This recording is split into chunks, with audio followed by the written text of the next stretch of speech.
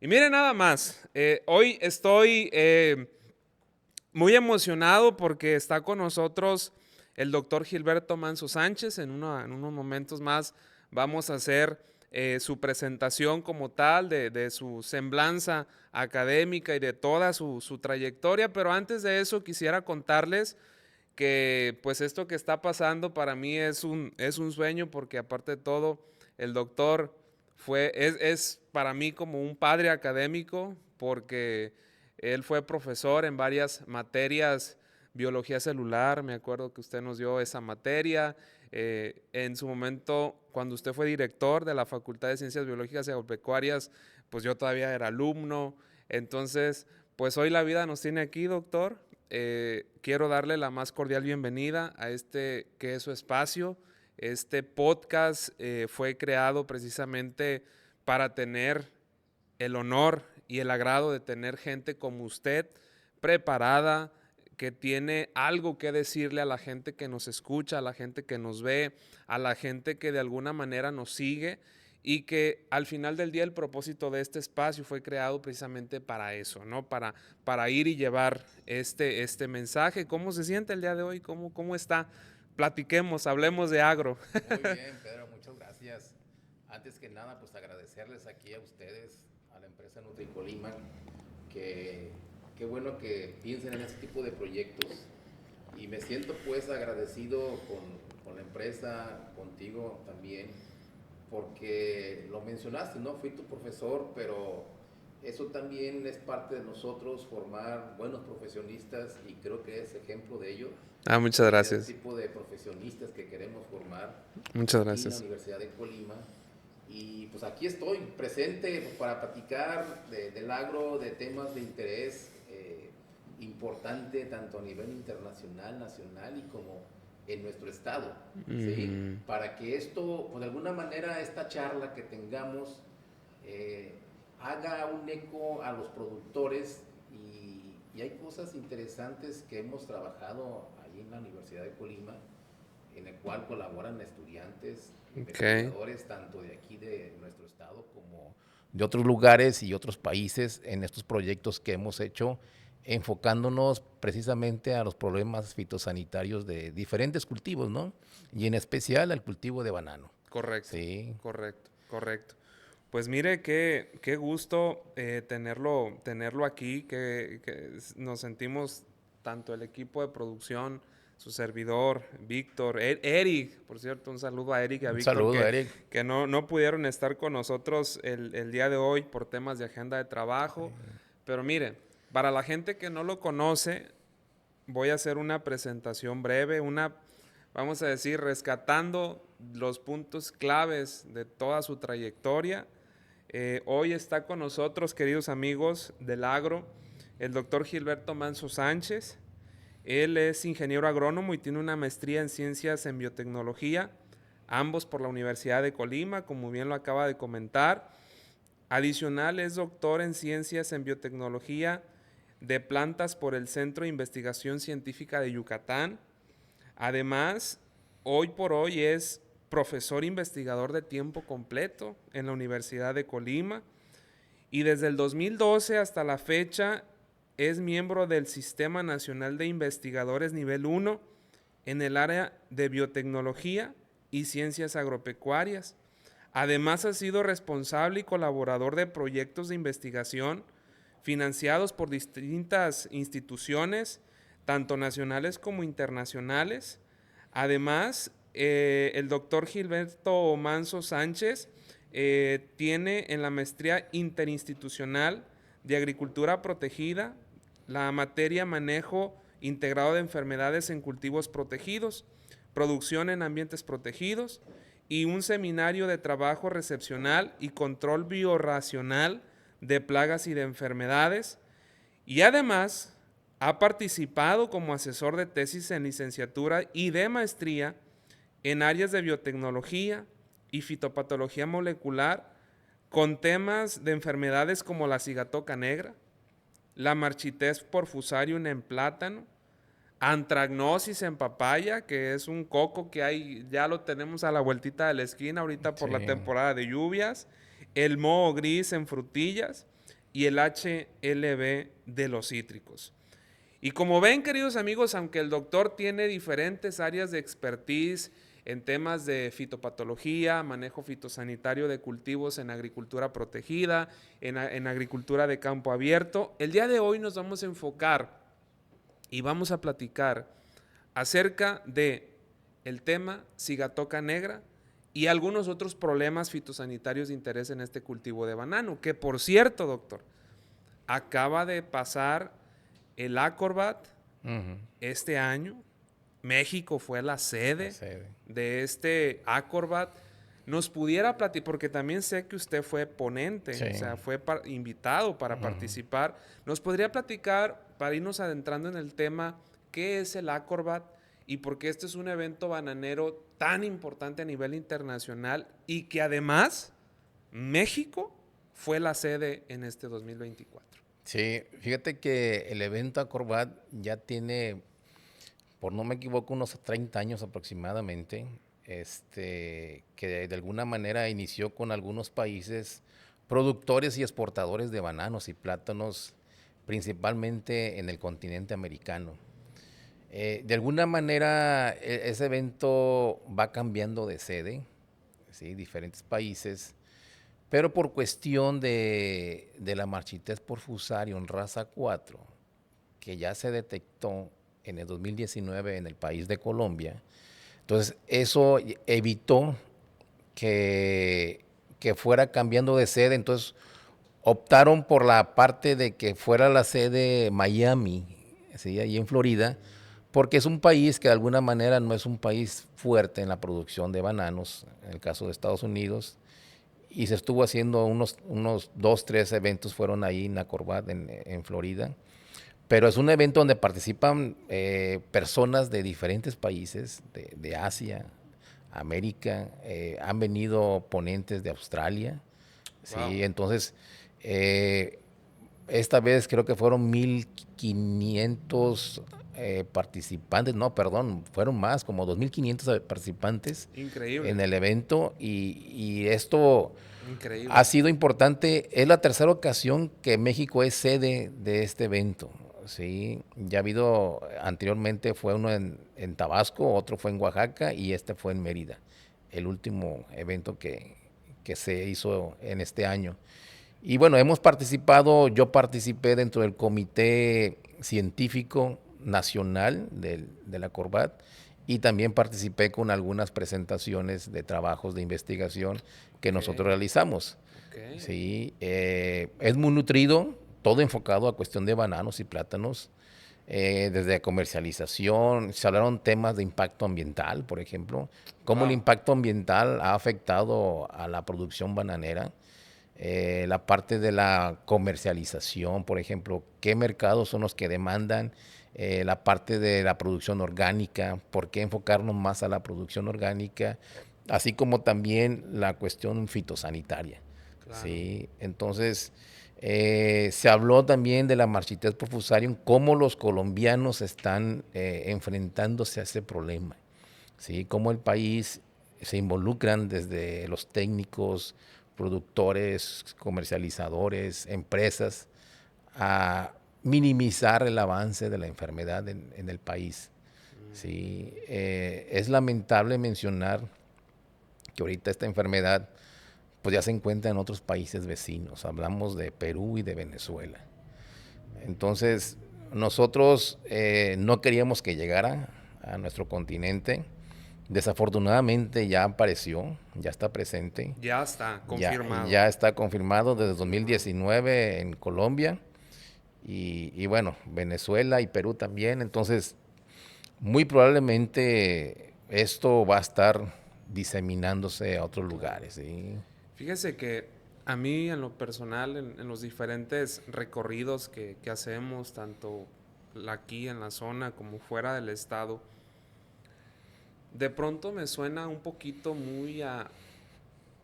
mucho cuando platicas con los productores acerca, por ejemplo, de Fusarium Raza 4, cuando vino el tema de COVID-19.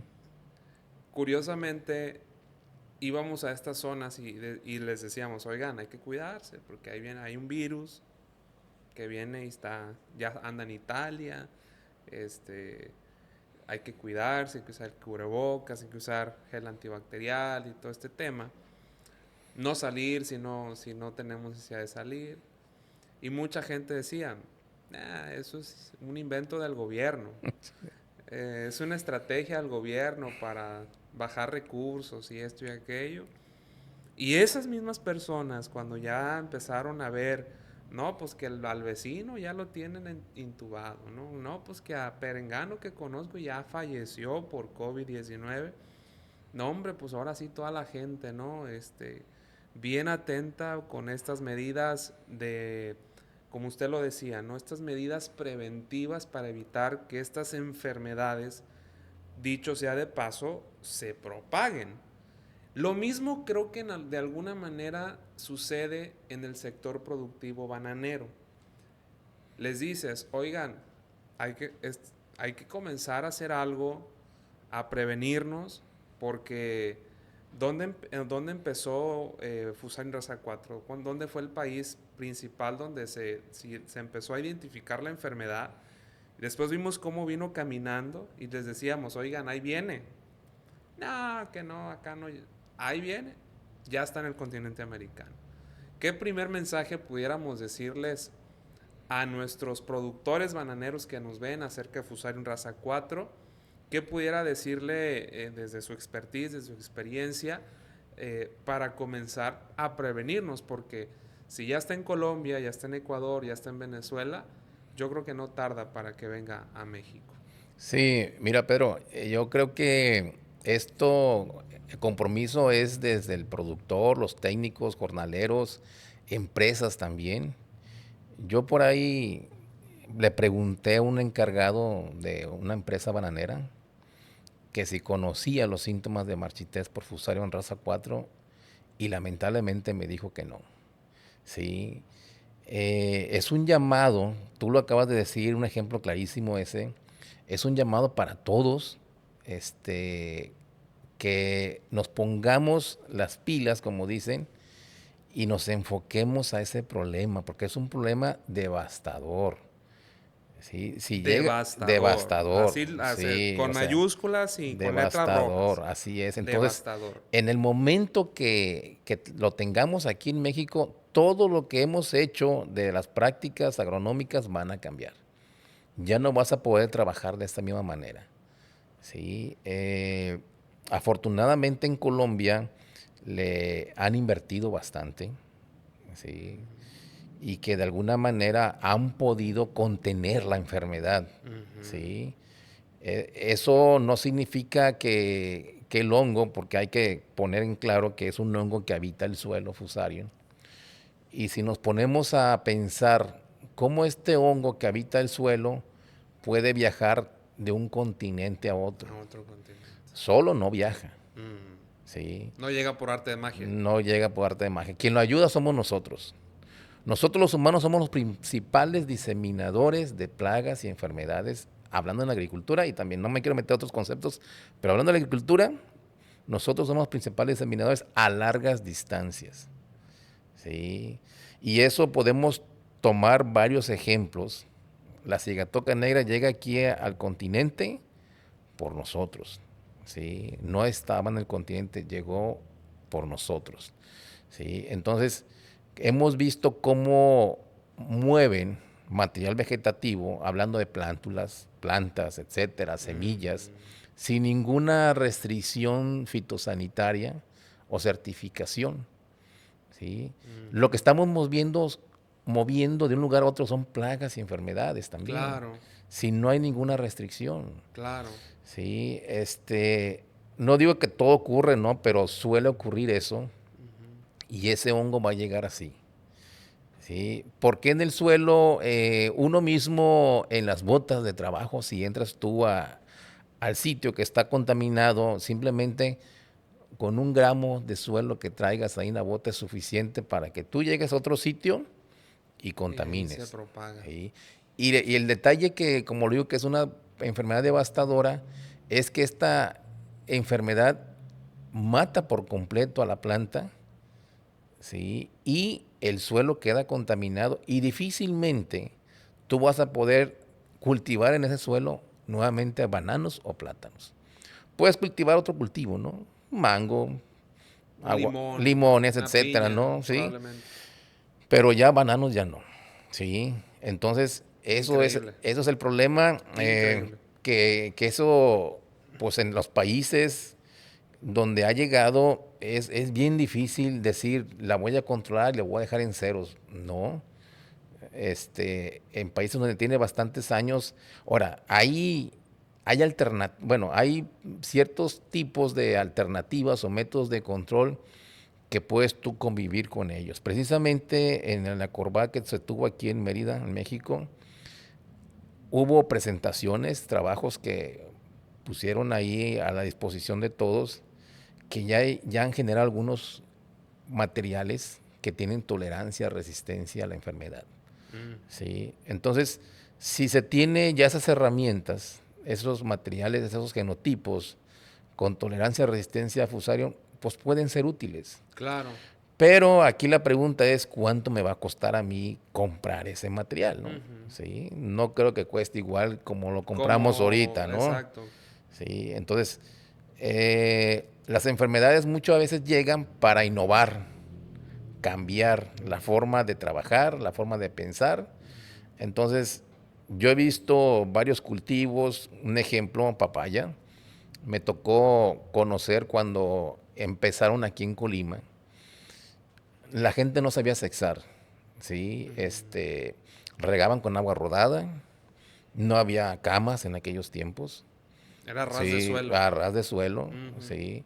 Entonces, pues fueron innovando, ¿sí? ujú. Entonces, hablando hace cerca de 40, 30 años de eso que llegó aquí las papayas, que empezaron, y cómo el cultivo fue innovando, ¿sí? El manejo de ese cultivo. Entonces, todos los cultivos tienen que innovarse. Ujú. Pero muchas veces una plaga, una enfermedad te acelera la innovación, Claro. ¿sí? Que dices, ya no puedo producir, un ejemplo, en las sandías, está Fusarium también, Sí. otra raza, en aquellos tiempos empezaron a aplicar, a tratar de desinfectar el suelo con bromuro de metilo, Ujú. que ahorita está súper prohibido, Prohibidísimo. ¿sí? Aparte que daña la capa de ozono, etcétera, ¿no? Ujú, Pero sí lo hicieron. ujú, Pero no pudieron controlar al hongo, ujú. ¿sí? El hongo tiene una espora que se llama clamidospora, que es una espora, le llaman de sobrevivencia. Sobrevivencia porque tiene la capacidad de tolerar condiciones extremas, condiciones hacia químicos, etcétera. Entonces, el bromuro de metilo prácticamente no le hacía nada, No ¿no? le hace nada. Entonces, ¿qué hicieron los productores de sandía? Tuvieron que innovar implementando el injerto, usando calabazas como patrón Ujú. e injertando sandías. Y de esa manera pueden producir en suelos contaminados, ¿sí? Ok. Entonces, muchas veces aquí el control genético que le llamamos nosotros, Ujú. pues puede ser una alternativa para el manejo en el caso de que tengamos el fusario en la raza 4. ¿Sí? Entonces, eso muchas veces se va hacia otros cultivos, por eso existen empresas que se dedican a generar híbridos, ¿sí? Y la biotecnología también, o sea, te pongo un ejemplo, ¿no? Ahorita es una controversia los transgénicos, pero ya en Australia, la Universidad de Queensland desarrolló un transgénico de banano resistente a la raza 4, ya tiene 3 4 años en campo, probando y sin ningún problema, ¿sí? Allí en Australia tienen la raza 4 también, Australia en tiene raza Australia, 4. ¿sí? Ok. Entonces, ellos generaron esa planta transgénica y con la resistencia a la raza 4 tropical de Fusarium, ¿sí? Entonces, puede ser una alternativa y como lo digo, de esa manera y otras formas de generar materiales resistentes a la raza 4 de bananos eh, y que pueden ser promisorios, ¿sí? Ok. Como una alternativa. En algunos países, por ejemplo en Colombia, ya han probado ciertos genotipos resistentes donde está la raza 4 tropical y sin problemas, pues el material resistente pues produce sin ningún problema. Pero Ok. esa es la pregunta, ¿no? ¿Cuánto me va a costar a mí tener ese material? Claro. ¿Sí? ¿Será económicamente viable? ¿Será económicamente viable? Ahora, muchas veces las enfermedades llegan, dijeran, para Los que no son capaces de producir ese cultivo, pues ya no van a seguir. Ujú. ¿Sí? El ejemplo del HLB. Llega el HLB y algunos limoneros que no podían, pues dejaron de ser limoneros. Cortaron y pusieron Sí, caña, cultivos así es. alternativos. Entonces, eso es lo que yo comento en el caso de las enfermedades. Una, que llegan a innovar, a cambiar, pero también los que no pueden, pues dejan de ser o producir ese cultivo. Ok. ¿Sí? Entonces, así podemos ver otros ejemplos. Vamos a decir como es una selección.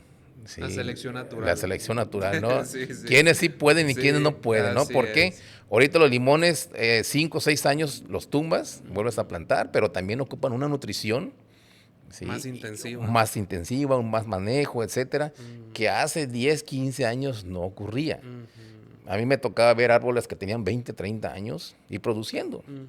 ¿sí? Pero ahorita ya no, Ahorita eso se acabó. ya no se puede. No se puede. ¿Sí? Entonces, esas enfermedades llegan, como lo comento, a cambiarte todo.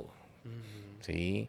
Como ahorita, por ejemplo, la agricultura protegida puede ser una herramienta, un ejemplo, ¿no? Ahí en la facultad se hizo un estudio de usar la casamaya con malla antiáfidos para producir papayo. Ok. ¿Sí? Se puso papayos dentro de la casamaya y fuera de la casamaya. Entonces, dentro de la casa maya, pues evitábamos el ingreso de esos insectos vectores, Ujú, de virus. Las plantas sin ningún problema de virus, ¿sí? Las de adentro. ujú. En cambio, las de afuera, pues es No, todo el manejo que estaban. le haces. Claro. ¿Sí? O sea, eso es una herramienta, tiene sus desventajas, el costo inicial, por ejemplo. Ujú, Aquí lamentablemente estamos expuestos a altas temperaturas, expuestos a problemas de huracanes, ujú. que eso, pues para ese tipo de estructuras es un problema, ¿no? Sí, Claro. entonces, eso también te puede servir. Decir, si tengo un ejemplo, también la cuestión del uso de sistemas semihidropónicos. En algunos lugares, para contrarrestar los problemas de fusarium, Ujú. usan macetas con sustratos y ponen la planta de plátano. Ah, ok. Sí. Entonces, el sustrato pues debe de ir libre Sí, claro. de Inocuo. fusarium, ¿sí? Entonces, bajo sistemas protegidos están produciendo bananos, Ok. ¿sí? Entonces, ¿Y eso sí es económicamente viable, puede doctor? ser económicamente viable si no tienes otra opción. Ujú. Ahora, aquí el detalle es que posiblemente eso se va a incrementar el costo al consumidor, Sí, al ¿sí? final del día el que paga todo este rebambatina que sucede con las plagas, las enfermedades, las innovaciones, pues el que impacta al final del día es el consumidor final. Así es, sí, porque te va a costar más producir 1 kilo de bananos que como ahorita, ¿no? Ujú.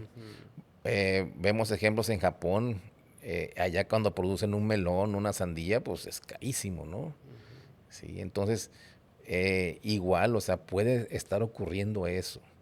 Ahora, nosotros como agrónomos, al menos yo, y es lo que transmito también a los alumnos, es que hay que tener en cuenta que nuestro reto es producir alimentos para los poquito más de 8,000 millones de habitantes de nuestro planeta, pero alimentos de calidad e inocuos. Ujú. ¿Sí? Ese es el reto. Ese es el reto. Lamentablemente muchas personas nos ven que contaminamos el suelo, que contaminamos el agua, que pro- aplicamos productos que causan cáncer, etcétera, Que matan etcétera. las abejas. Entonces, lamentablemente en el campo no hay una restricción que digan que los que son responsables de producir solamente sean agrónomos. No, sabemos que no. Ujú, Hay gente que no son agrónomos y son responsables de la producción en alguna ujú. empresa. Sí. ¿Sí? No hay ninguna restricción para eso. Ujú, ¿Sí? Entonces yo les digo a la gente que dice eso, no, le dije, es que no nomás estamos los agrónomos involucrados en la producción de alimentos. ¿Sí? O sea, hay muchas de otras profesiones y personas que no tienen profesiones, que ahí ¿sí? están. Que están produciendo. Ujú, Pero nosotros como profesionistas tenemos que tener en mente eso que acabo de decir. ujú, ¿Sí? Yo se lo transmito a los muchachos, si van a cualquier producto que tú vas a aplicar, hay que leer bien el instructivo, hay que ujú. leer bien la molécula, hay que leer bien las dosis. porque eso es muy común y se ha visto que si la recomendación es aplica 1 litro por hectárea, muchas veces no, pues aplica el otro chorrito más, ¿no? Como Para dice, que ¿no? amarre. Para que pegue, ¿no? Sí, Entonces, eso estamos haciendo un mal, sí. ¿sí? Y no va por ahí.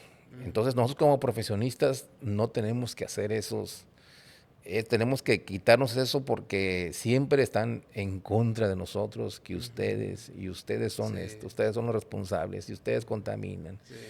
Pero no es así. Ahora, sabemos ahorita que ya está la cuestión de algunas empresas ya están registradas como producciones orgánicas, ¿sí? O tratar de disminuir la carga química. ¿Sí? Hay alternativas y sabemos que hay muchos productos que son bastante buenos, aceptables, que lo puedes aplicar y si no tienes ningún problema de contaminar o de matar insectos benéficos, etcétera, etcétera, ¿no? Entonces, eso tenemos que nosotros enfocarnos a producir esos tipos de alimentos, pero no dañar al ambiente, ¿sí? No, o sea, nosotros no estamos con ese fin. Te digo, lamentablemente hay personas que están ahí al frente, pero tienen otras mentalidades. Claro, No tenemos la mentalidad nosotros de estar devastando selvas o bosques, claro que no. ¿sí? Para plantar. Sí. Ese es el reto. Yo me iría mejor a tratar de producir en los desiertos, ¿sí? Israel lo está haciendo, Y muy bien. ¿sí? Y muy bien. Ujú. Creo que a nosotros nos hace falta, o no nos, y creo que la tecnología la tenemos. Hay muchas personas con unas mentes brillantes que te pueden producir en el desierto, ¿sí? Entonces, México tiene una gran superficie desértica que no se utiliza y en vez de estar tumbando bosques y selvas, ¿por qué no irnos a los desiertos? Claro. ¿Sí? Tratar dicen por ahí, la cosecha de agua de lluvia, hay que hacerlo.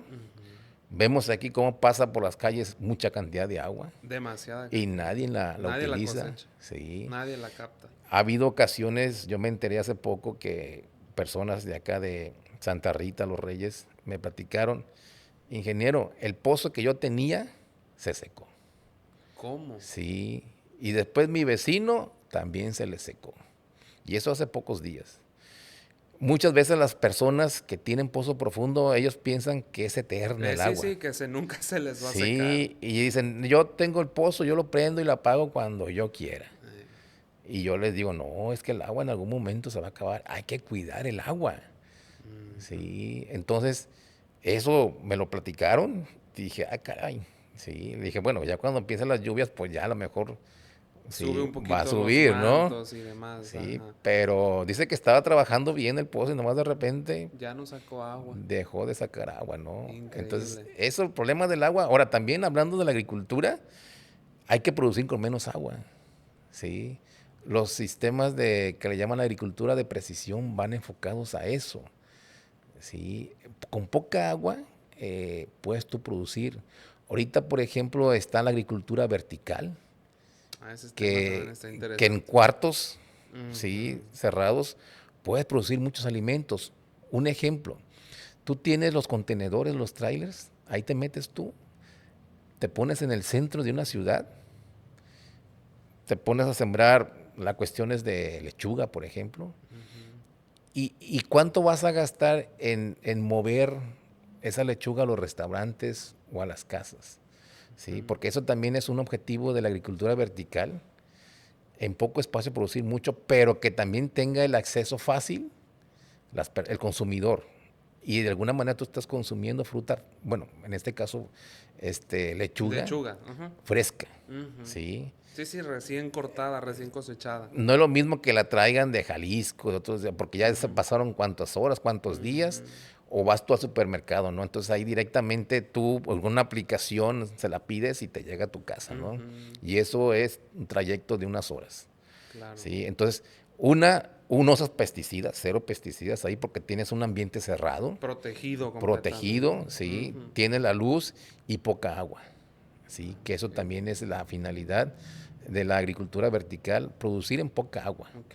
¿sí? Entonces, ese problema del agua ya está, Ya ya lo está aquí. Ya tenemos, está aquí. ¿sí? No es de que viene, eso del cambio climático, pues lo estamos viviendo. Sí, no es tanto de que sea un cambio, a lo mejor es algo natural, ¿no?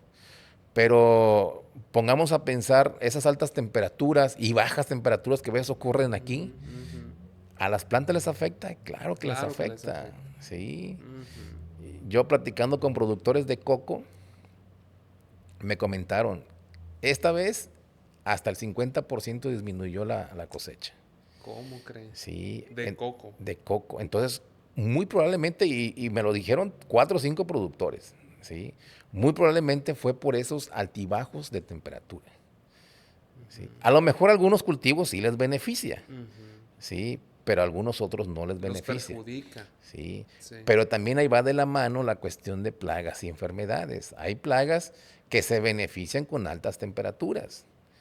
¿Sí? Hay enfermedades que se benefician con alta humedad relativa o bajas temperaturas. Entonces, todo eso, pues a lo mejor hay un desequilibrio. Ujú. ¿Sí?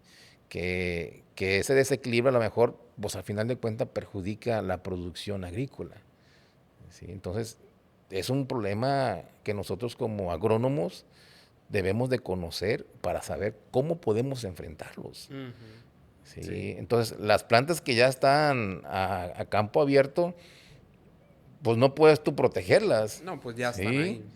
Ya están ahí. Entonces, Ujú. yo les he comentado a los muchachos, mis estudiantes, ¿tú crees que la planta no sienta?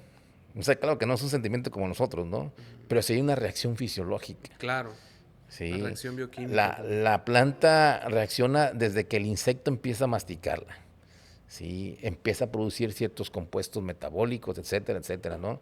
Igual también aumenta temperatura, baja temperatura. Todo eso la planta es sensible a todos esos cambios. ¿Sí? Entonces, si la planta está experimentando diferentes cambios ambientales, pues al final de cuentas lo va a expresar. Ujú. Y muchas veces lo expresa en no producir flor, Ujú. en no florecer. Y Ujú. si no florece, pues no hay No hay producción. producción. No hay ¿Sí? ganancia. Entonces muchas veces tú dices, bueno, la estoy regando, le estoy aplicando nutrición y todo eso, pero la cuestión es los factores abióticos, ¿sí? Te están jugando de esa parte, ¿no? Ujú. Entonces, pues sí, a veces es bien complicado. Sabemos que hay bioestimulantes que se pueden utilizar en esos momentos, ¿no? Para poder apoyar a la planta, ¿sí? A que no sufra tanto esos cambios metabólicos, Ujú. cambios fisiológicos que tiene que hacer. Ujú. ¿Sí? Entonces, yo creo que todas esas partes es importante que los productores lo conozcan. ¿Sí? Claro. Nosotros, como profesionistas, como agrónomos, en esa parte lo podemos apoyar, o sea, cómo poder enfrentar esos tipos de cambios, ¿no? Ujú. Sí, productos hay, lo existen, Ujú.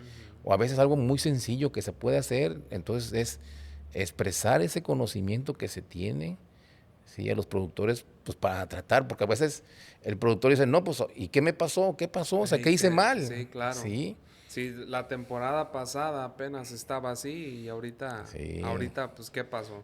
Pues sí. muy bien, amigos, estamos si usted se acaba de conectar y si recién está acompañándonos en la grabación de este episodio totalmente en vivo, pues le cuento, estamos platicando con el doctor Gilberto Manso Sánchez, un tema muy interesante, Doc. Creo que empezamos a tocar temas que creo que hoy en día es el pan de cada día ya en la agricultura. Yo recuerdo cuando fui estudiante ya hace más de 10 años, eh, nos decían en clases, esto viene deficiencia de agua, vienen cambios climáticos, vienen cosas críticas para el campo, para la agricultura. Pues, ¿qué creen? Que eso no viene, eso ya está aquí, eso ya es, lo vemos todos los días, lo vemos que el comportamiento de insectos, vectores, de enfermedades, están tomando hábitos, Doc, completamente distintos a los que convencionalmente conocemos. Y eso para nosotros los agrónomos debe ser un reto que debemos de afrontar también con mucha responsabilidad. Y eso también a nosotros como profesionistas de bonita profesión, nos orienta y nos orilla a prepararnos más cada día. Mencionaba, si usted, insisto, se acaba de conectar, el doctor está haciendo mención de todos estos cambios que se están viendo en la agricultura en diferentes países, estos comportamientos de hábitos y de todo. Y para ir entrando, Doc, un poquito en materia, estos cambios, ¿cómo han venido afectando a la enfermedad de la cigatoca negra? Porque sí la está afectando. Tan solamente, por ejemplo, ayer estuve con una agrícola aquí en la zona y textualmente el productor me dijo así: el productor de banano que piense que la cigatoca negra se controla y se maneja como se manejaba hace 10 años, está bien perdido. Textual. Así me lo dijo. Y ya le dije, oye amigo, pero ¿por qué usted dice eso? No, pues mira, y empezó a soltarse. Yo veo que el hongo ya se comporta así, se comporta así.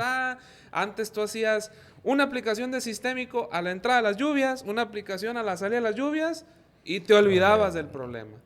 Dice, y ahorita pura madre, dice. Pura madre, dice, el que la quiera manejar así está perdido, está tronado. Desde la parte científica, Doc, ¿qué han visto ustedes con estos? Tenemos este escenario, ¿no? De cambios climáticos, de cambios de hábitos de los hongos, de las plagas, pero particularmente Sigatoka, ¿qué han visto ustedes de la parte científica? Sí, mira, Pedro, algo muy importante hay que tener bien en cuenta un dicho que dice, para controlar hay que conocer al enemigo, ¿sí? Si no conoces al enemigo, creo que andamos mal. Entonces, conocer al enemigo es todo su ciclo de vida, de inicio a fin. Y dentro de su ciclo de vida es el hongo que requiere, ¿sí? Hay diferentes, vamos a mencionar diferentes etapas de desarrollo de la enfermedad. Cada etapa es distinto, es distinto. Hay que tener bien en cuenta, fíjate que la enfermedad de cigatoca negra yo la estoy trabajando desde que estaba en la licenciatura. Sí, me acuerdo. Sí, yo mi tesis la hice sobre cigatoca negra. En la maestría también trabajé con cigatoca negra y el doctorado también lo trabajé con cigatoca negra. Entonces, digamos que medio conoce de qué un estamos poquito, hablando. desde el 98, Sí, del 98 a la estoy fecha conociendo nomás. la enfermedad. Sí. Pero antes de eso también quiero platicar un poquito de mi papá. Le tocó plantar plátano, ¿sí? Yo vi, te estoy hablando, creo que tenía yo 14 años, 13. Compró las cabezas, así como se llaman, los rizomas. Allá, creo que fue Cerro Ortega, en Coahuayana, no sé en qué. Llegó el camión y bajó todos, ¿no? Y ahí me traían también a mí poceando, ¿no? Y plantando. Entonces vi yo también todo el desarrollo de la planta, ¿sí? Estoy hablando de Armería. Allá en Armería todavía hay mucha plantación de coco. Entonces mi papá tenía plantación de palma de coco. Entonces ahí plantó también el plátano. Y precisamente, no me acuerdo exactamente si fue 1 año, 2 años que estuvo produciendo mi papá, llega la cigatoca negra, ¿sí? Entonces puede decir que desde ahí yo conozco cigatoca negra. Antes existía el que le decían chamusco, Ya el chamusco. que es cigatoca amarilla, que es un hongo distinto. Y yo me acuerdo que andaban aplicando con avioneta, pero en Armería pues hay plantaciones de palma de coco. Entonces pues les caía la palma de coco, no caía hasta abajo el producto, ¿no? Entonces bajo ese sistema es difícil producir bananos, ¿no? Por eso Cerro Ortega, Coahuayana, pues muchos tumbaron la palma de coco, ¿no? Para solamente bananos. Entonces de aquellos tiempos yo conocía la enfermedad, ¿sí? Estoy hablando que yo estaba, creo que en la secundaria, en la primaria, ¿sí? Y de repente yo en bachillerato, pues me llamó el interés de la agronomía, ¿sí? Como lo comento, mi papá es ejidatario y he sabido producir un poquito de todo, ¿no? Hasta maíz, ajonjolí, frijol, limón, palma de coco. Y dije, no, pues me interesa, ¿no? Me tocó una vez atender a unos ingenieros que fueron a revisar ahí y pues de ahí En la huerta de su papá. En la huerta, ¿no? Y yo le pregunté yo a ellos algunas cosas y me interesó, ¿no? Entonces de ahí fue cuando me Se incliné orientó. más a agronomía, ¿no? Ok, ok. Entonces ya como estudiante de agronomía, pues pues uno conoce muchas cosas en agronomía. Lo que tiene la agronomía es muy amplia. Eh, no sé si mencionarlo, pero un agrónomo, comparando con un médico, es un pediatra, es un nutriólogo, ¿sí? Y así podemos poner varias cosas, porque el pediatra cuida a los bebés, nosotros cuidamos desde la semilla, las plantitas, Cuando son más ¿sí? bebés. Que no se enfermen, ¿sí? Las nutrimos, somos patólogos también, fitopatólogos, ¿sí? Cuestiones de enfermedades, pues también nosotros las vemos. Sí, y más todavía, ¿no? O sea, un agrónomo puede ser comerciante también, empresario, etcétera, ¿no? Tema inocuidad. Inocuidad, sí. Entonces, la carrera de agronomía es muy amplia, ¿no? Entonces, yo ya, cuando me decidí a decir qué voy a hacer de tesis, fue cuando me incliné al cultivo de banano y al problema de cigatoca negra. Sí, yo aislé el hongo. Sí, la aislé, lo cultivé en medio de cultivos, etcétera, etcétera, ¿no? Entonces, desde ahí empecé en el 98 ya a trabajar directamente con la enfermedad. Eso de trabajar, sabemos, tú lo sabes, como seminario de investigaciones, de buscar información, ponerse a leer, ¿sí? Contactar a veces a investigadores de otros lugares. Sí, alguien que ya haya hecho algo. Sí, entonces, estoy hablando del 98. Entro a la maestría. También trabajo con cigatoca negra, ya una parte más molecular. Yo me empecé a extraer su ADN de las diferentes muestras de cigatoca negra y posteriormente ya después conozco a un investigador de allá del CICI, que es el Centro de Investigación Científica de Yucatán, y me invita a estudiar el doctorado con él. Él tenía un proyecto interesante sobre cigatoca negra, que colaboraban colombianos, brasileños, franceses, holandeses, y me interesó, ¿sí? Entonces, por eso fue que hice el doctorado allá, por la cigatoca negra, ¿sí? Ok. Porque dije, eso, o sea, está interesante, entonces me voy para allá con él a estudiar el doctorado. Entonces, platicando un poco, ¿sí? En el doctorado hice una estancia en Francia, allá en el CIRAD, en Montpellier. Ellos tienen una colección, más de 1000 muestras de cigatoca negra a nivel mundial, ¿sí? De diferentes países, ¿no? Wow. Ellos tienen ese separio. Entonces lo que yo me puse a hacer es hacer cruzas. Tenía una muestra de Colombia con una muestra de Filipinas y hacía cruzas sexuales. Aclarar que este hongo tiene las dos fases. La fase asexual y la fase sexual. Okay. ¿Sí? En aquellos tiempos no existía ninguna herramienta que te decía tu muestra A es macho y tu muestra B es hembra. ¿Sí? No existía. Ahorita ya existen unas herramientas, ¿no? que te lo dicen, que pueden ser compatibles sexualmente. Ya.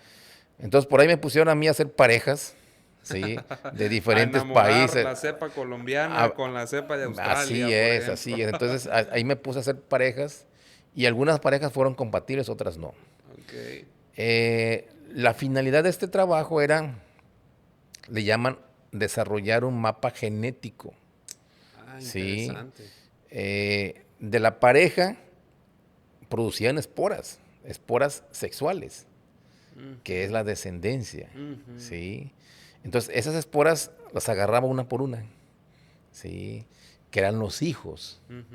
Pero hay que recordar que son esporas sexuales, entonces los hijos son sexuales también, porque llevan la mitad de la información genética de cada uno de los padres. Hay una recombinación sexual. ¿Sí? Entonces lo que yo hice de los padres y de los hijos, extraje el ADN de cada uno. Y ya con ciertos, le llaman aquí marcadores moleculares, ¿sí? Que son marcas genéticas o huellas genéticas del individuo. Por ejemplo, el hijo A, ¿qué tantas huellas genéticas tiene del papá y qué tantas huellas genéticas tiene de la mamá?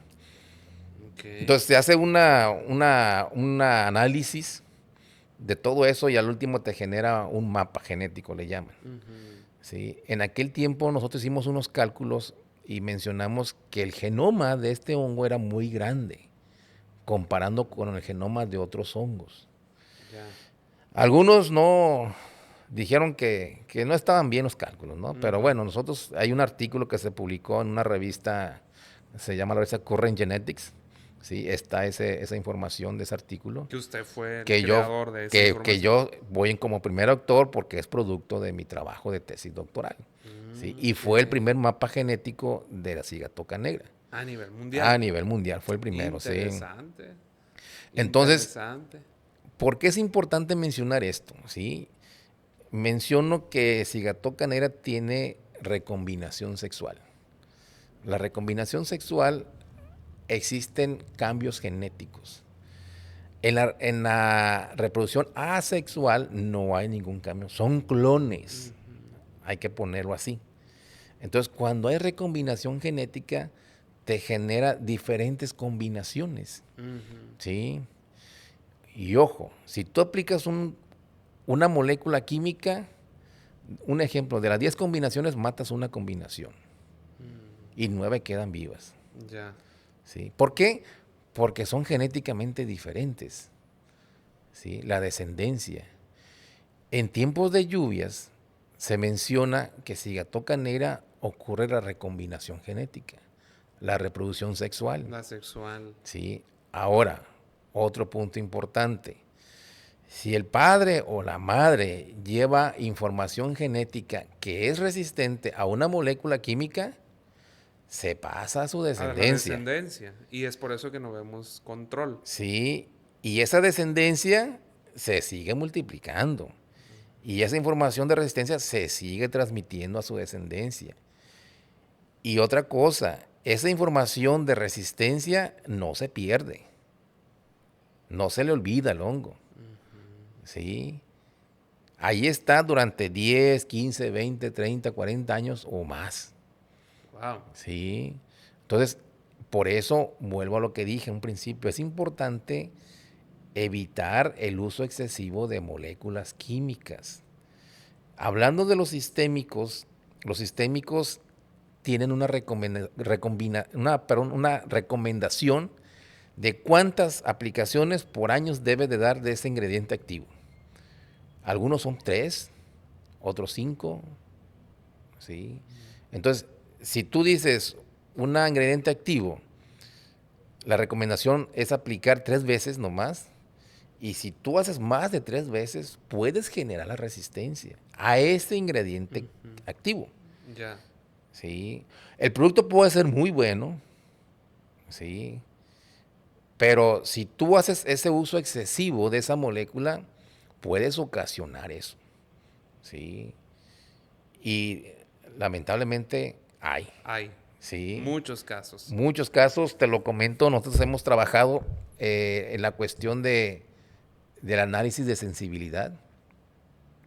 En un proyecto que tuvimos en colaboración con gente de Chapingo, del INIFAP, del CICI y otros centros de investigación, colectamos a nivel nacional muestras de Chiapas, Tabasco, Oaxaca, Colima, Jalisco, Michoacán. Detectamos que en Chiapas había muestras resistentes a Sosistrobin. Increíble. Sí. Entonces, ojo, si tu vecino, se detecta que tu vecino tiene muestras resistentes a X molécula, probablemente también las tuyas tengan. ¿Sí? ¿Por qué? Porque se va propagando de manera sexual. Se va transmitiendo esa información genética. Claro. Y a lo mejor está en un punto, pero ese punto puede ir creciendo. ¿Sí? Ahora, la espora de cigatoca negra se desplaza por el viento. ¿Sí? Solita puede desplazarse hasta 100 kilómetros. Solita. Sola, por el viento. Wow. ¿Sí? Cigatoca negra está interesante, pero fíjate que a veces, lamentablemente, las personas tienen ya una ideología, una forma de trabajar que difícilmente las haces cambiar de opinión. ¿sí? Lamentablemente uno está conviviendo con la enfermedad. Yo dije al principio, debes de conocer a tu enemigo. Claro. Pero ¿qué está pasando? Tu enemigo lo tienes allá adentro. Lo tienes durmiendo en casa. Lo tienes allá adentro y muy cerquitas de las plantas, abajo de las plantas. ¿Qué es lo que pasa cuando andan deshojando, ¿sí? O saneando? ¿Sí? Es en la etapa de mancha y el hongo tiene esa capacidad, yo dije, hasta 100 kilómetros. ¿Sí? Está del suelo a la planta, a las hojas, 3, 4 metros. ¿Sí? Hay, por ejemplo, estudios donde contabilizan la liberación de esporas durante un año. ¿Sí? Hay instrumentos que lo permiten. Sí, que te permiten eso. Sí, y precisamente en épocas de lluvia se dispara la cantidad de esporas. ¿Dónde tú tienes la fuente de inóculo? Ahí adentro. ¿Sí? ¿Qué hacemos con esa hojarasca? Pues generalmente no hacemos nada. Nada, ahí se queda. Hay veces que ni siquiera se junta, ¿no? Hemos hecho trabajo nosotros en colaboración con personal del INIFAP, donde se aplicó varios productos. Dentro de eso se aplicó urea al 10%. ¿Sí? En la hojarasca. En la hojarasca. Eso es con la finalidad de acelerar la descomposición de la hojarasca. Estuvimos midiendo de esa hojarasca que se aplicó y la hojarasca que no se aplicó, cuántas esporas se liberaban. Y resulta que sí baja la cantidad de esporas donde se aplica la urea al 10%. Al 10%. Sí, al 10% la urea. Entonces eso te acelera la descomposición, pero también evita que tú tengas esporas. Sí, entonces... Y por ende baja la presión de la infección ya en el tejido vegetal aéreo. Así es, Okay. sí. El hongo tiene ciertas capacidades de sobrevivir bajo ciertas condiciones. Fíjate que hemos hecho trabajos nosotros, sacamos, cuando ponemos al hongo a crecer in vitro, en medios de cultivo PDA, sacamos la colonia del hongo y la metemos en agua oxigenada. Sabemos lo que es el agua oxigenada. Sí, claro, claro. Sí, y empieza a burbujear. Sacamos la colonia y la volvemos a poner en medio de cultivo. Y uno dice, bueno, pues ya se murió, ¿no? Sí, uno pensaría Sí, eso. Claro. porque para eso es el agua oxigenada. Así es, sí. ¿Y qué crees que pasa? No se muere. Hija de su madre. Sigue ahí activa. Sigue, sí. Otro estudio que hicimos también, muestras de diferentes estados, las evaluamos con diferentes químicos, diferentes fungicidas. Cada fungicida a diferentes concentraciones. Muestras de Chiapas, Colima, Tabasco, Jalisco, Michoacán. Y uno esperaría, porque te recomiendan, un ejemplo, 1 litro por hectárea, que esa dosis funcione para todos, pero no funciona para todos. Sí. Fíjate que ese estudio estuvo interesante por varios puntos. Algo interesante es, tomamos muestras nosotros de predios donde no había mucha presión de químicos. Okay. Que el productor, pues casi no aplicaba, ¿no? Sí, así es. Productores pequeños, ¿no? Y también muestras donde aplicaban muchos químicos. Sí. Resulta que las muestras donde no se aplican químicos, con la dosis mínima, la puedes tú controlar. Sí. En cambio, las muestras que trajimos donde hay mucha presencia de químicos, es bien difícil. Sí. Me lo imaginé. Entonces, esa respuesta hay que tener en cuenta que estamos combatiendo a un ser vivo. Sí. Es un hongo. Es un hongo, claro. Y como lo dije, tiene un ciclo de vida. Al final de cuentas, todo ser vivo quiere reproducirse. Así es. Sí. Y en algunos casos aumentábamos la dosis del fungicida. Uno espera que se muera el hongo, ¿no? Pero no se muere, al contrario. Como que le Crece das más, sí, sí, sí. sí, crece más Así y es. esporula más. Ujú. Que ese comportamiento, Doc, fíjese que también a mí me han tocado verlo, por ejemplo, hablando pues coloquialmente con los productores que nos toca asesorarlos, me dicen, oye Inge, cuando aplico un acaricida químico, parece que los ácaros se ponen más gordos y como que crecen más rápido. Y yo le digo, sí, efectivamente, porque tristemente los ácaros en este caso, pues como bajo la misma perspectiva de técnica científica que nos acaba de platicar, pues también van creando estos escenarios, ¿no? Pero después les llegamos con alternativas biorracionales, con productos que de alguna manera son más sustentables, que son más multisitio en su sitio de acción contra la plaga o la enfermedad, y ahí es donde tenemos mayores probabilidades de éxito. Y bueno, Doc, tristemente se nos comienza a agotar el tiempo, pero no sin antes hacerle una pregunta más. ¿Agricultura orgánica o agricultura convencional para el manejo de la cigatoca negra en banano? Sí, fíjate que la parte esa es interesante, ¿no? ¿Se puede producir bajo sistemas orgánicos? Sí se puede, pero eso es desde el principio, ¿sí? Y que la mentalidad la tengan todos. Porque a veces me ha tocado trabajar también con productores en el caso de papaya, que se le da una indicación al de producción y dice, no, es que ese producto no sirve. Pero es que no es tanto que no sirva, ¿no? Sí, porque están acostumbrados a los químicos, que los químicos muchas veces la respuesta es pronta, ¿no? En Rápido. cambio los biológicos, los orgánicos, es muchas veces preventivo, pero a veces es lento la Así es, respuesta. así es. Sí se puede producir de manera orgánica, ¿sí? Y es un buen mercado que existe también para la producción de banano orgánico. Sí se puede, pero yo digo, ya no tienes que tener la mentalidad de manera convencional. Como yo lo dije, un ejemplo, evitar tener alta incidencia de inóculo. ¿Qué hacer con esa hojarasca? En Costa Rica están haciendo la técnica del deshoje o el despunte o el saneo temprano. O sea, ellos a las hojas más viejas las eliminan porque saben que en algún momento Se va a aprender. va a prenderse ahí. Entonces, antes de que se prenda, ¿por qué? Porque al prenderse en la etapa de mancha hay la esporulación, entonces antes. Ya. ¿Sí? Ahora, muchas veces, cuando uno ve las estrías, el hongo ya estuvo 2, 3 semanas antes ahí.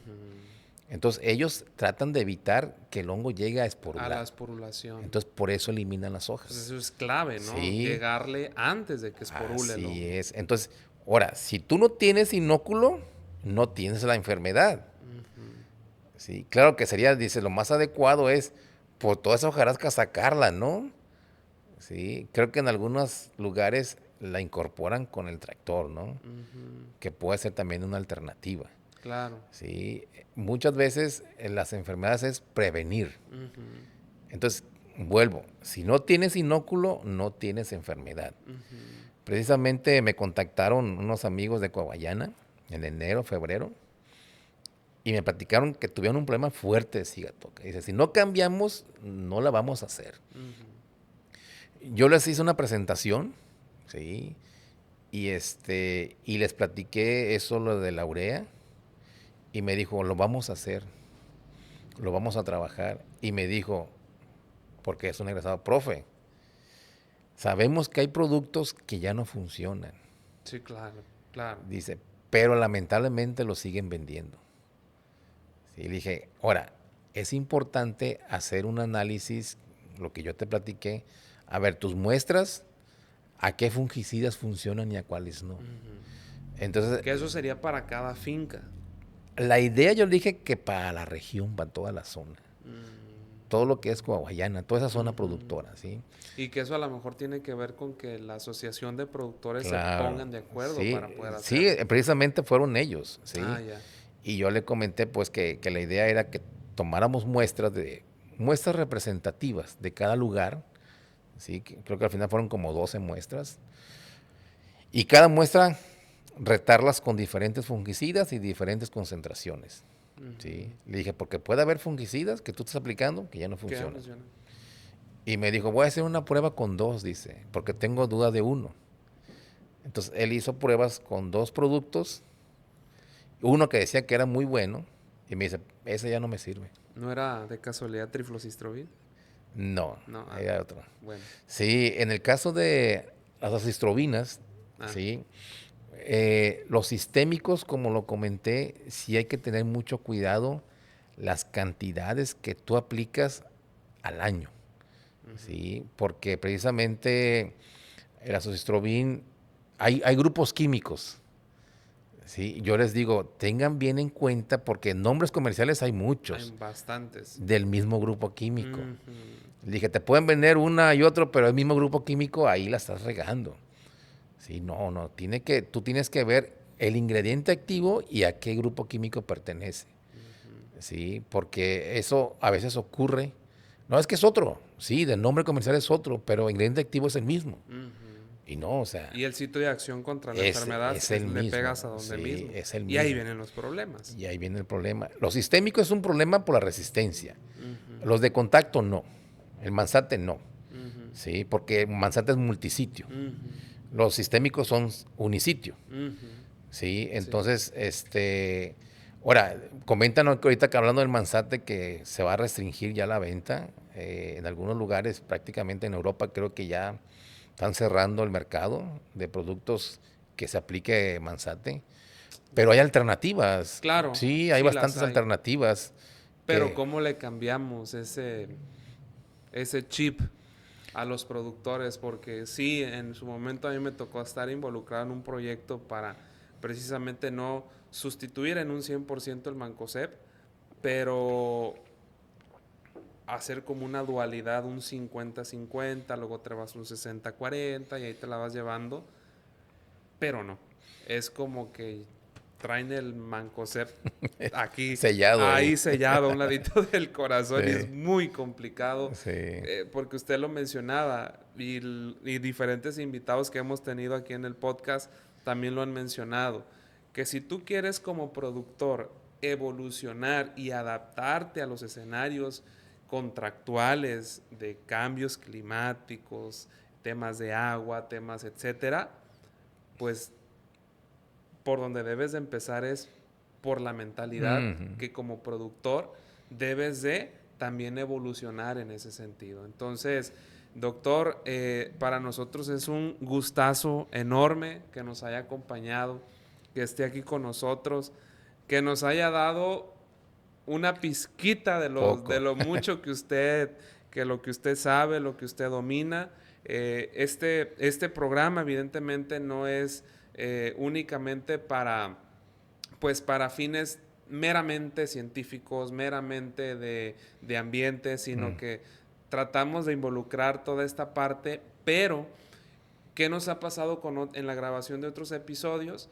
Que salen cosas. Entonces, amigos productores, todos aquellos que estén interesados y que nos estén viendo en seguir conociendo más de la trayectoria del doctor Gilberto Manso, en su especialidad, doctorado del tema fitosanidad en cultivos frutícolas como papayas, bananos, en este caso estuvimos hablando de sigatoca.